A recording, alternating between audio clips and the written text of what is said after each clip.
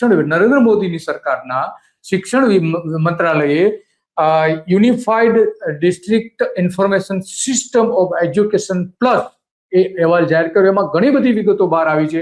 એક શિક્ષક જે ધરાવતા હોય એવી શાળાઓ જે એમાં 1182 એટલે કે 1200 શાળાઓનો વધારો થયો તો એ સંખ્યા લગભગ 3000ની આસપાસ પહોંચી ગઈ. અને વિદ્યાર્થીઓ જે 30,000 હતા એ વધીને 1 લાખ થઈ ગયા આવી શાળાઓમાં. તો શિક્ષકો નથી તો વિદ્યાર્થીઓ કઈ રીતે ભણશે?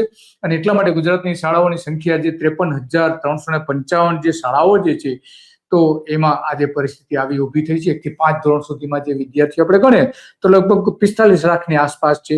ધોરણ 6 થી 8માં ગણીએ તો લગભગ 32 લાખ જેવા છે. 9 અને 10માં ગણીએ બંને ગણીએ તો આજે 25 પ્રમાણે 17 લાખ હતા. આજે એ લગભગ એમાં સારો એવો ઘટાડો પણ થયો છે. અને ધોરણ 11-12માં વિદ્યાર્થીઓની સંખ્યા 10 લાખનો ઘટાડો થયો હતો એવું આ રિપોર્ટ્સમાં બતાવવામાં આવ્યું છે. તો આ આખી વાત છે. આપણે નરેન્દ્ર મોદીની એક દસ્તાવેજી ફિલ્મ બનાવી હતી એ પણ આપણે સાંભળીએ શું છે. पूरा भारत बेटी बचाओ बेटी पढ़ाओ की बात करता है. हर राज्य में बेटियों के लिए योजनाएं हैं, लेकिन क्या आप जानते हैं